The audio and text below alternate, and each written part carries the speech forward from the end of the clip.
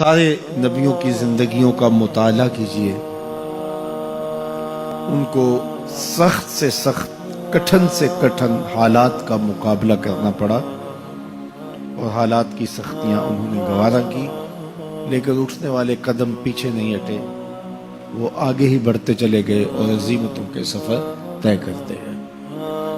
سب سے زیادہ مشکل اور کٹھن حالات میرے اور آپ کے آقا و مولا حضور نبی رحمت صلی اللہ علیہ وآلہ وسلم کو ملے اور حالات کا جبر حضور کو سہنا پڑا، تلخیاں گوارا کرنی پڑی۔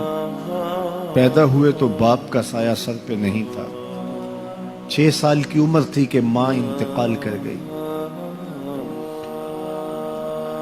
حضور نے اعلان نبوت کیا تو اپنے ہی مخالف ہو گئے۔ سب سے پہلا شخص جو کھڑا ہوا اور جس نے بدتمیزی کی وہ رشتے میں سکا چچا لگتا تھا۔ اس کی بیوی سارا دن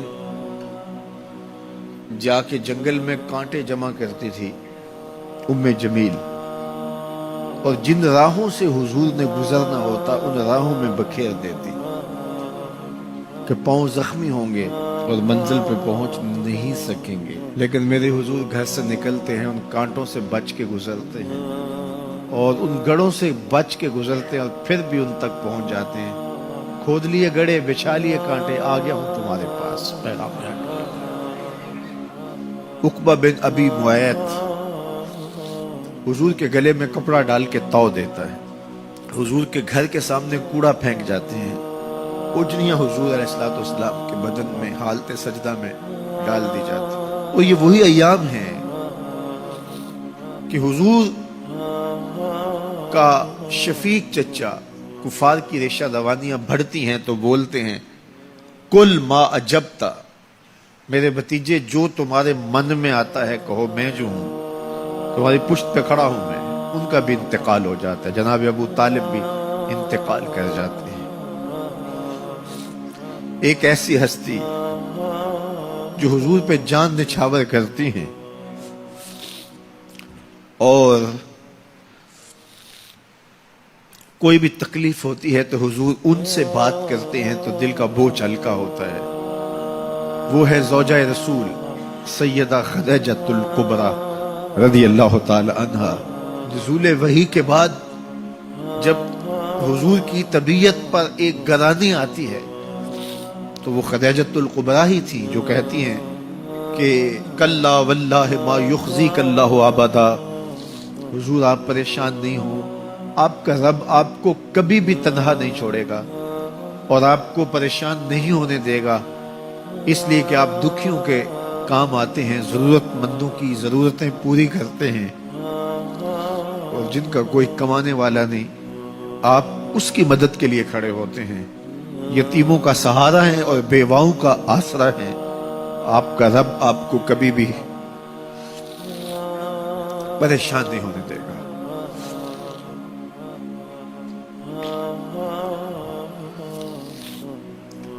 سیدہ خدیجہ الکبریٰ کا بھی انتقال ہو جاتا ہے، جو ہر مشکل وقت میں ڈھارس بندھاتی تھی،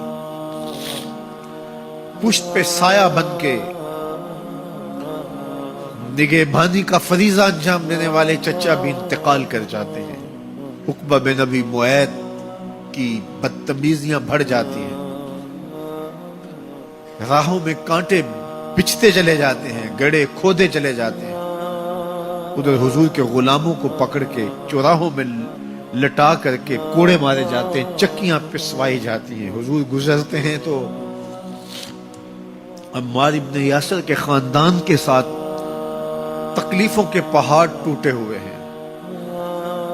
حضرت سمیہ رضی اللہ تعالی عنہا جو حضرت عمار ابن یاسر کی والدہ ہیں، ان کو مکے کے ایک چوک کے اندر ابو جہل نیزہ مار کے شہید کرتا ہے، حضرت یاسر شہید کر دیے گئے۔ بلال حبشی چکی پیستے ہیں اور بدن میں ان کے میخیں ٹھوکی جاتی ہیں۔ عجیب عالم ہے، اپنے بھی مخالف، سکا چچا راستہ روک کے کھڑے ہو جاتا ہے، اوجریاں پھینکی جاتی ہیں، کانٹے بکھیرے جاتے ہیں۔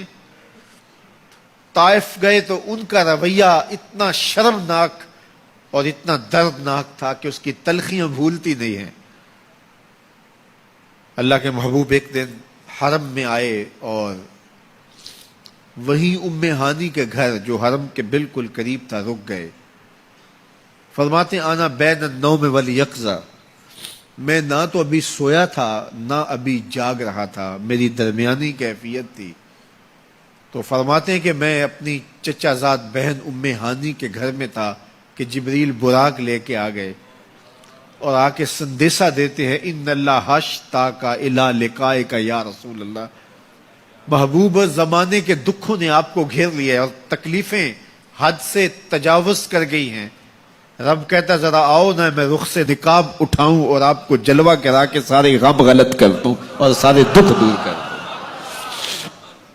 تکلیفیں حد سے بڑھیں، اذیتیں زیادہ ہوئیں، تو مالک نے کہا محبوب وہ منظر بھی دیکھے کہ طائف کے بازاروں میں لوگ پتھر لیے کھڑے تھے، اب وہ منظر بھی دیکھو، رضوان جنت کے پھول لیے کھڑے ہوں گے، فرشتے قطاروں میں منتظر ہوں گے، وہ پتھر لیے کھڑے ہوں گے، یہ پھولوں کی کلیاں لیے جنت کی حوریں کھڑی ہوں گی۔ تو حضور کے استقبال کی تیاریاں ہیں، جبریل براق لے کے حضور کی خدمت میں حاضر ہوتا ہے۔